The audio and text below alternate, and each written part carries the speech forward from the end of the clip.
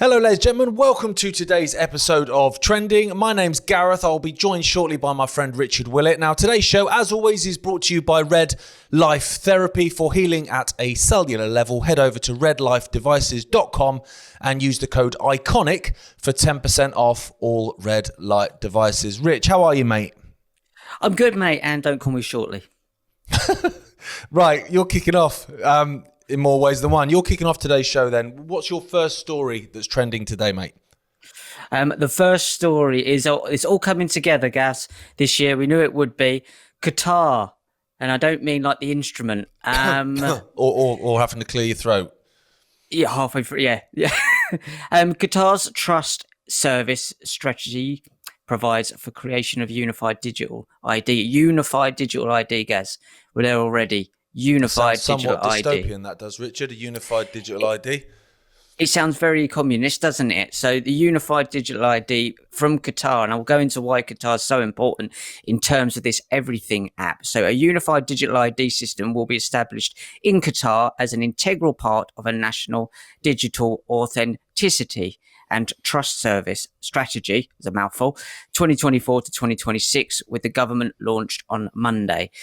So this is coming in at Qatar straight away, and it is literally basically an Everything app. And they obviously tried to sell it to you as a benefit to everybody. So according to the strategy, the Unified Digital ID app will be the key aspect of the digital authentication component and will serve as the only tool, I'm sure there's some more tools serving them, that will enable users to get access to a wide range of digital services without the need to have a multiple digital ID. So it's convenience. Why would you want multiple emails and login passwords when you use the same one anyway, for all of them? When you could just have one, it's all together. This authority say will improve information security and do away with the inconvenience of using different logins. I mean, we got to that point now. For the trust service component, the development of a regulatory framework for aspects like digital signatures, seals, and timestamping are envisioned with a two-phased implementation plan. Basically, this is your Everything app, and it's coming out of Qatar. Now, why this is so interesting is that Elon Musk has a clear connection to Qatar. Not only that, but the Hamas headquarters are there. What do you make of that? And then I want to come back to the proof that Elon Musk is heavily involved with these guys. For me, I look at basically kind of authoritarian regimes, China being one of them, Qatar being another one of them. They will introduce these things there because they're going to get a lot less pushback. So then they become normalized. And once they're normalized in more authoritarian areas, then so-called liberal countries, not that we live in a liberal country, but we pretend we do, are more willing to accept them. Also, what I find interesting, Rich, is there's this little gap at the moment, which isn't it annoying to have loads of multiple logins? It is quite annoying. Yeah, it'd be much more convenient to just use one. Oh, we've created an app that you can use. Oh, that is convenient. Thanks. Appreciate it. The gap then, until it becomes you can only use that app. That app is your only means to access everything. So if you don't have that Everything app, which has all your data on it, all your biometric data on it, it'll have all your medical history, it'll have everything on it. Every little time you didn't comply, naughty boy, will all be on that app, and you will have to have that app. Otherwise, you can't access anything. You can't access life in general, the ability to feed yourself, heat yourself, or travel or anything like that. That's where it will go. We're just in the little sales pitch phase, aren't we, Rich? Oh, absolutely. So what you pointed out there is that you had multiple doors to get into how you need to run your life, and they're going to shrink it down to one door with one lock. So you only need one password, one login. Or what if that one login doesn't work and you're locked out of the system, which we know they've been doing in China for a long time. Not only that, they've been plastering your face on billboards everywhere when you've done a naughty, and it's a naughty compared to them. Really, they're making up the rules of what the naughties are, and they'll go on your biometric ID app as well. So people will be able to log in when you're going for jobs and stuff to see. I mean, they do that on Facebook anyway. It's the soft sell. So they've already kind of put this stuff in motion that people can check on you before you do jobs and see what your personality is like outside of work as well. So this is a kind of all-encompassing Big Brother, like the Big Brother coin that we saw yesterday. And another element of this that people don't didn't pick up on is that Qatar heavily back Elon Musk. So Qatar's backing of Elon Musk's Twitter deal raises questions ahead of the FIFA World Cup. So the Gulf States Sovereign Wealth Fund put 375 million towards Elon Musk's Twitter deal. Oh, is that now? all? So this, is that all they put in? Yeah, 365 million. Oh, well, it's it. Yeah, exactly. So yeah, exactly.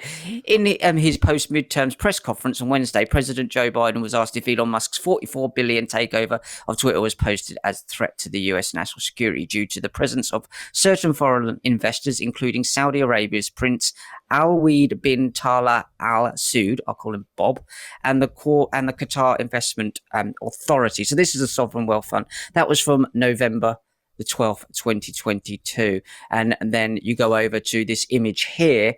Elon Musk was photographed with the CEO of Qatar's Sovereign Wealth Fund hours before asking followers if he should quit as Twitter boss. Obviously, this was a whole, do you remember all that kicking off? Yeah. But not only is he sitting there with this fella from the Saudi Arabian fella there in Qatar, Hamas, he's sitting there next to Jared Kushner. Jared Kushner, obviously, is a Chabadnik, deeply involved with this messianic lunatic cult that seem to want to build their Solomon's temple. So you can see this all coming together. And Elon Musk's even talked about the Everything app. So it's quite glaringly obvious that this is coming out of the Middle East and going to be put across here very, very soon if we don't stop it. Yeah. Well, the Everything app is the plan. And you know, they always tell us, we say this all the time, you know, it's not a case of having to dig down really that much underneath stones and pebbles to find things. They always tell you, X payments, the Everything app, that's what Elon Musk's plan is, and he's very excited about it. So the fact that Qatar's doing that and they're heavily funding him, that's obviously not a coincidence at all, Rich. Now, moving on. So last week we were talking about the Centre for Countering Digital Hate. Now, we've mentioned them a bunch of times. They're an organisation that basically appeared out of nowhere and suddenly they were everywhere, which should always be a bit of a red flag for people. Their CEO, a guy called Imran Ahmed, is a former investment banker and a former Labour Party spin doctor. He then suddenly was the bastion of truth on everything, right? So anytime, for instance, when the Times did a hit piece on me, because I did a speech at a freedom rally during lockdowns, he was the one they went to as an expert for why what I was saying wasn't true, despite it being 100% true, right? So this guy suddenly came from nowhere. He's everywhere. It turns out that the guy that founded the Centre for Countering Digital Hate, a guy called Morgan McSweeney, is now the chief of staff for Chairman Starmer in Downing Street. Right now, I'm not going to keep going over the same thing because we spoke about that last week. They're clearly a Labour-founded, Labour-linked organisation that is a censorship outfit. They started off basically attacking anyone that was critical of Israel. They were crucial in getting rid of Jeremy Corbyn as leader of the Labour Party, which then installed this authoritarian nutjob Chairman Starmer into power. But it wasn't just that kind of stuff. If anyone remembers, during COVID, you had the disinformation dozen. Your likes of Rashid Battar, of Sherry Tenpenny, Ben Tapper, and others that were calling out COVID restrictions. They were calling out efficiency of masks, of the dangers of the vaccine, of course, which are now we're going to talk about later because they're now it's acceptable to talk about them in the mainstream media all of a sudden, despite us all being granny killers 4 years ago for saying the same thing. They were crucial in attacking people that were questioning the vaccine and all that sort of stuff. So they're a big player. Now we've spoke about them for a long time, Rich. Particularly with my dad, they've had my dad's accounts shut down, Facebook and Twitter originally. They were crucial in having that happen and claimed responsibility for it. So this is interesting. This has come out this week. This is in the grey zone, right? But it is reported everywhere else. But the main article was from the grey zone. CCDH, leaked emails expose collaborative efforts between the Israeli government and the Centre for Countering Digital Hate. Oh, well, colour me shocked. Unbelievable. I mean, who would have thought? Who'd have thunk it? We knew this anyway, obviously, but it's just nice to have the confirmation and the receipts in email form. So someone that's got a gig at the Centre for Countering Digital Hate, because this is the thing about these organisations, they sell themselves as being anti-hate, anti-extremist, anti-racist, anti-misinformation, endangering the public. So you're going to have good people, perhaps naive, but good people go, I don't like extremism. I don't like stuff that endangers the public. I don't like hate. I'll get involved with this organization. Well, this is what this particular individual, who's remained nameless, has done. And obviously they've then seen emails. They've seen what the organization is up to and gone, I don't like that. So they've leaked part of it, yeah. Yeah, so they've leaked these emails. So basically what happens essentially is Imran Ahmed is then introduced to two representatives from the Israeli embassy in London. They have a meeting. They're talking about the fact that the embassy can connect Ahmed with some people with money, that might be interested in helping. Of course, I wonder what they would want in return for that introduction to people with money. So this was the interesting part for me, and there's lots of it, and I will put a link to the Grey Zone article beneath this. But this was the bit that stuck out for me because it involves Starmer. So there's a guy called Trevor Chin, Sir Trevor Chin. He's a massive investor in the Labour Party, but he's only an investor in what you'd say the Blairite right aspect of the Labour Party. So Starmer. So Ahmed has a meeting with these two Israeli embassy officials, and then the following day he emails Sir Trevor Chin. Okay. So obviously they have a conversation about, essentially what to do about Corbyn, really. Corbyn's the leader at this point.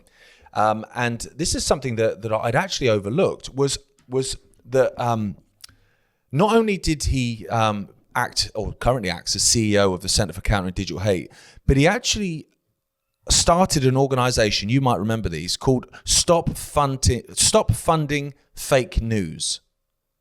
So this was an organisation that came out, Stop Funding Fake News. Rachel Riley from Countdown, she was a big front woman for this organisation. And what they basically did is because they were attacking Corbyn anyway, right? With the manufactured anti-Semitism crisis, which was all absolute nonsense. It was all coming out of the Israeli embassy through the likes of the Centre for Countering Digital Hate to try and destroy Jeremy Corbyn as leader of the Labour Party because he was sympathetic to the Palestinian plight. And we can't have that because if you want to run the game, you've got to run both sides. And with Corbyn in charge of the Labour Party, they didn't own the Labour Party. Israel didn't at that point own the Labour Party. Can't have that. So they're driving to destroy Corbyn, right?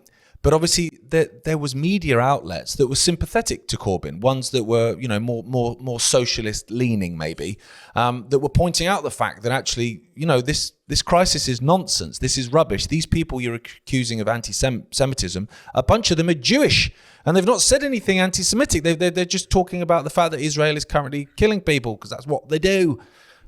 So this organisation, Stop Funding Fake News, then attacked those media outlets. So the likes of Squawk Box, the likes of the Canary, they attacked them through attacking their advertisers.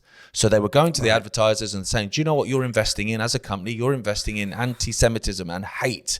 And obviously, a lot of these cowardly advertisers went, oh God, instead of checking the facts, went, I don't want to be connected to that. So they would pull their advertising campaigns, which would obviously, that's how these media outlets survive. They survive on advertising. And so it was clearly a concerted effort to not only attack and destroy Corbyn, which they did in the end, by the way, which allowed for, Chairman Starmer to come in and lead this authoritarian Labour Party, but they also attacked anyone that was going to call them out, basically, by attacking their funding. So I find that interesting, Rich. I mean, we knew it anyway. Do you know what I mean? The fact that this organisation was clearly going to be involved with the Israel lobby, at least, if not the Israeli government. Turns out it's the Israeli government. It's just nice to see it in black and white there, mate. Yeah, it is. I'd say we knew all of this, so they might sort of telegraphed a bunch of parachuters in over in a supposedly indestructible fence. We could see this coming a mile off. But again, they're suppressing that information, but it's so blatant now. But they let it trickle out towards the end. So what they're doing there, is that not very similar to, is it the BDS movement, or the ones where they basically just stop you don't buy things that come from that country? Am I right in saying that's the right? Boycott, divestment and sanctions basically was a way that basically the Palestinians were trying to fight for their rights. They couldn't do it, physically, because, obviously that's violence and we shouldn't be having violence. And they were lobbying governments and they were taking to the streets and campaigning. And obviously the governments are all aligned when it comes to Israel. So nothing was changing. So then something called BDS was launched, which was, okay, fine. If you're not going to do anything, then we're just not going to buy products that are supportive of Israel. So if there's a business which operates, say, in the occupied territories, then we're not going to buy stuff from them. So if we go to Asda and I look at the avocados and they say Israel on them, I'm not going to buy them. Simple as that, right? Which is a peaceful protest. It's just like, I'm not funding genocide. Thanks. Now, in America, that's illegal in lots of different states now. So you can't boycott someone. And actually, and people can verify this, because you'll think I'm chatting nonsense because it's so absurd, that actually they withheld hurricane relief for people after, I think it was Katrina. Yep. You were only allowed your hurricane relief from the government, from FEMA, essentially, if you promised not to boycott Israel. So, okay, I can see how those two things go together. Absolute madness, mate. It's insane. We live in a clown land. But what I find interesting, and I think this is important to point out to people, is the fact that the Centre for Countering Digital Hate is Labour. That's what it is. It's Labour. It's the Labour Party. Every single person involved in it, from Trevor Chin to Imran Ahmed to Morgan McSweeney, who founded it and is now the chief of staff to the Prime Minister. So basically he runs Downing Street, which, as an Irish international, I'm not sure how he can be running the British government, but there you go. It's another conversation. They were courting the Israeli government. It's right there in the emails. So you have to say to yourself, well, all those people now are essentially involved with the government. So does Israel not control the British government now then? Well, absolutely. I mean, I think that's a given, isn't it? It's been like that for a good 15 years, I would say. It's been for a long time. You understand that the lobby isn't as blatant as it was maybe, 5, 6, 7 years ago, but it's obviously still there. Look what's going on in the Middle East. So basically what they've done is they've complained about something that's done to them, but it's being done in a different way. So they're going to take away the advertisers. But when we boycott, by just not buying their products, it's anti-Semitic. It's hate. It is hate. It doesn't even mean Semitic, doesn't even mean that anyway. So basically, it's one rule for them, isn't it? It always has been. This is so blatant now that there has to come a point where they are speeding up because they realise the public have actually cottoned on to this and they've got such a bad rep now. But I think people also a very important point to put across is this isn't the Israeli people. They're in the firing lines as much as anyone else. They will be sacrificed at the altar when it comes to the end of what they want to actually build. They don't care about the Israeli people, certainly don't care about the Sephardic Jews and the Ashkenazi Jews any more than they care about us. But they're using them the same way they're using the Freemasons to build all of this architecture as well. They use everybody to put this system in place. Elon Musk would have been someone who's used down the line, who thinks he's going to get, placing that 600,000 sparks of light at the end of the tunnel in Solomon's Temple. They're all being used. And I think that's the most important point to put across, is that we're all being used by this small few thousand gaggle of messianic lunatics. And this is the way they do it. Every single one of you guys who go along with supporting this, you're not supporting the Israelis. You're supporting this cult that are using the Israelis. And I think that's really important to put across. And that's why, one rule for them. And now, There's no better example, Rich, to be fair, in terms of how much someone like Netanyahu or whoever cares about the Israeli people. Just look at what they did during COVID in that country. He said, his own words, we became a testing lab for Pfizer. So you forced your population to be a testing lab for Pfizer. So don't tell me what you're doing is for the benefit of the Israeli people, because it is absolutely not. Absolutely not. It's absolutely not. Okay, so moving on then. It's perfect. We just mentioned the vaccine there. Your story is related to that, Rich. It is, yeah. So I believe it's the Telegraph coming out now. Just check that's right. The Telegraph, yeah, coming out now. They're on the side of everybody else like us that was pointing out how It's not right to experiment on people, especially against their wishes, even though you said you got a choice, but the choice was don't have a job. People harmed by COVID jab to tell of devastating results. The ongoing inquiry by Lady Justice Hallett is looking into the development of vaccines and the implementation of the rollout program. Coronavirus vaccines went horrifically wrong for many people after the government told the public they must have the jab. The COVID inquiry will hear on Tuesday. Could have told you that 2-3 years ago. I don't know why you need an inquiry to that. It's just fact.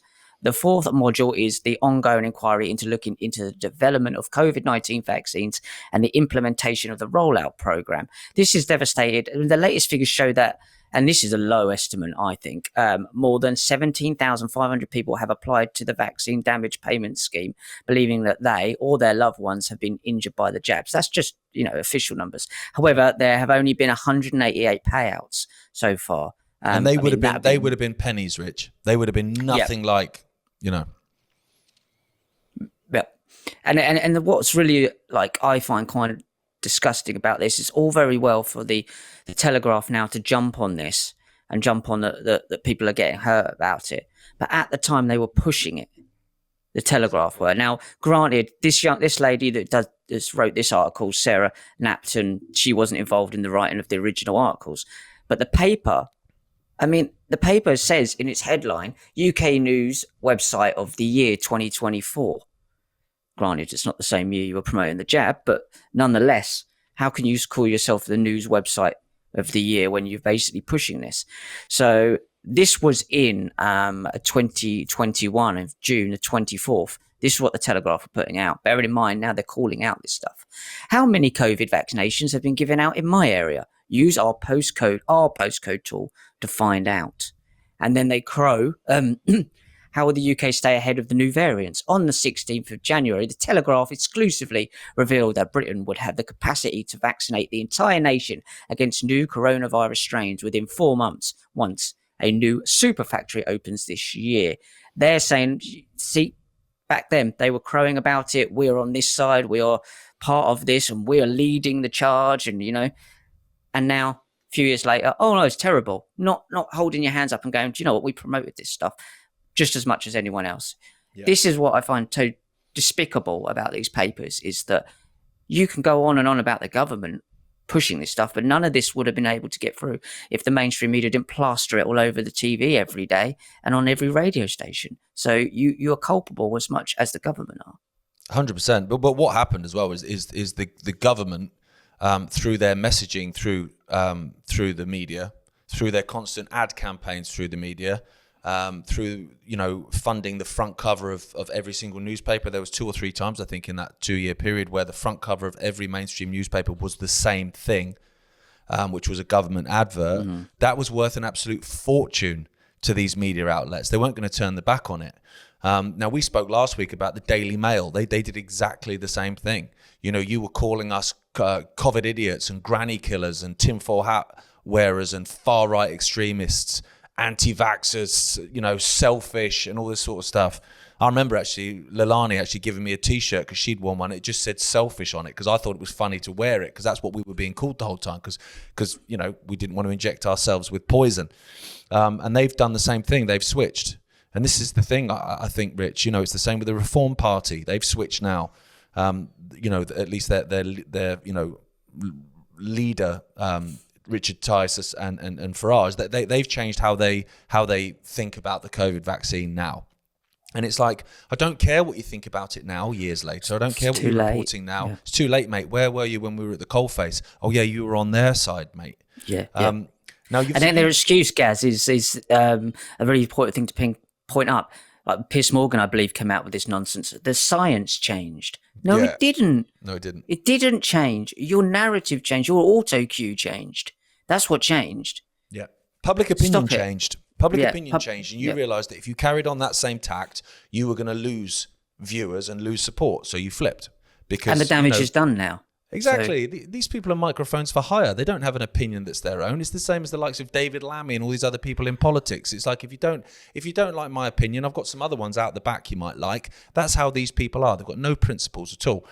Now, obviously, you sent me this story, the Telegraph story, and I was looking at that, and like I said, I looked at the Daily Mail one last week. Do you know what got me, Rich? It's the comments, because it's the only place and the only sort of conversation, vaccines, and particularly COVID vaccines, where this is sort of socially acceptable. So I'm looking at the story. It's about all these people that are injured, have died, have lost loved ones, have not been able to work since they've had it, and all this sort of stuff, lost everything. And then the comments are like, well, I've had 3 jabs and I'm fine. Oh yeah, I've had my booster last week and I feel great, right? And I was looking at it and I was like, well, okay, good for you. Well done. And it made me think of that sort of bit from Harry Potter where she goes, for now. But at the same time, it's like, okay, well, good for you.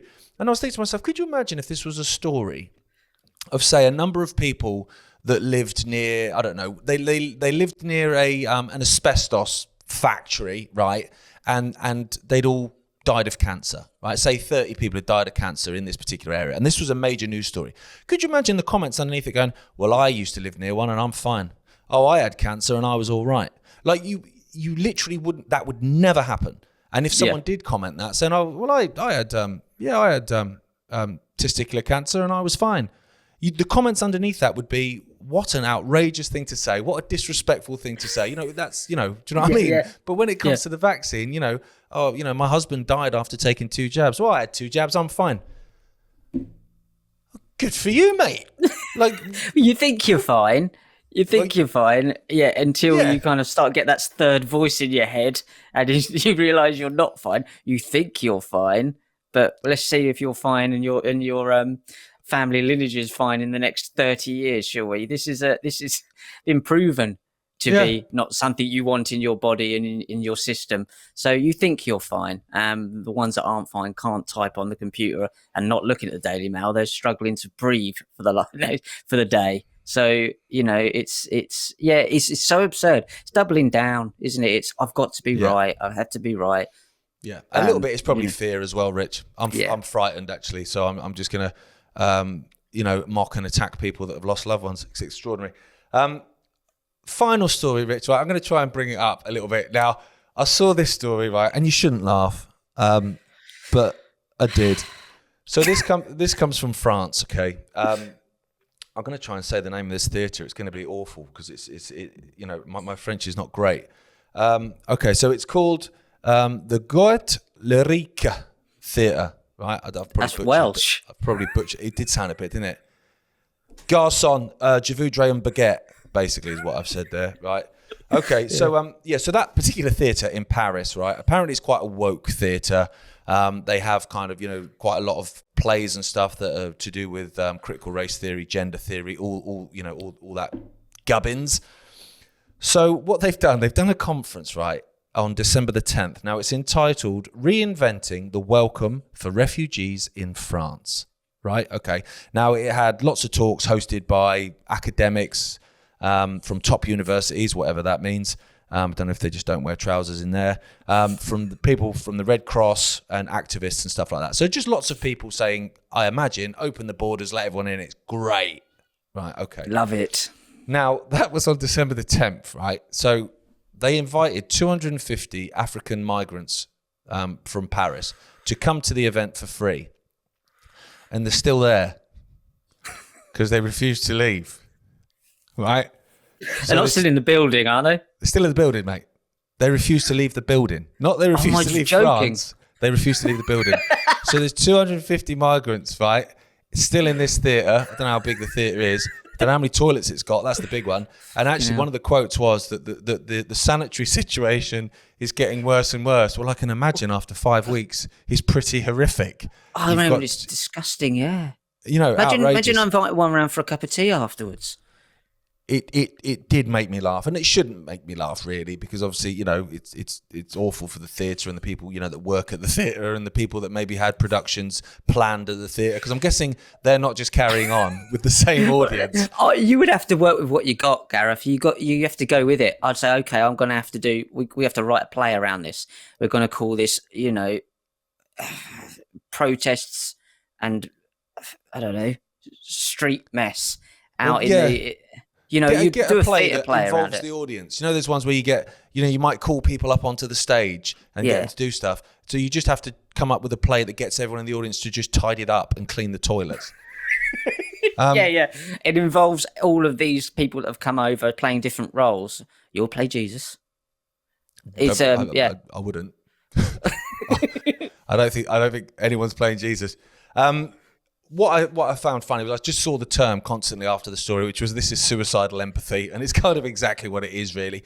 And it's actually also a metaphor, isn't it, for basically for the larger scale of opening the borders and just letting people, come into the country unvetted, and the whole thing is just, it's meant to cause chaos. That's the point. It's just this is a microcosm of the macrocosm, isn't it? Just one particular theatre, but it explains to me why the likes of Gary Lineker and all these other virtue signalers won't take in a migrant for themselves, because they know they'll never get rid of them. And this has been evidenced here in France. Yeah. It's extraordinary. 5 weeks. 5 weeks. I mean... Oh, Gary Lineker would love it. He'd get 10 of them, and then he'd just hang around at the goalposts all day long, just waiting to just put it in like he used to do.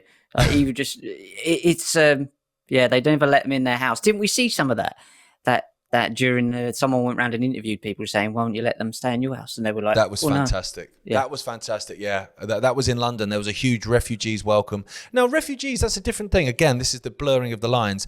Most of these people are not refugees. They're not refugees. Okay. They're not coming from war zones. They're coming from France. That's not a war zone.